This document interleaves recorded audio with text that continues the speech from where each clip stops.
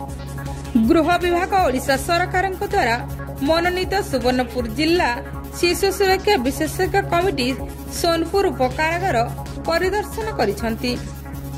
जिला आईन सेवा प्राधिकरण सचिव श्री देवासी दास तत्वावधान कमिटीर सदस्य प्रोफेसर नीलांबर शतपथी, अवकाश मिश्र और जिला शिशु सुरक्षा विभाग आईन अधिकारी केशव चंद्र मेहर प्रमुख उपकारागार को जाई अंतेवासी एक शिविर अनुष्ठित करने सहित अंतेवासी विभिन्न समस्या उपरे आलोचना करथिले।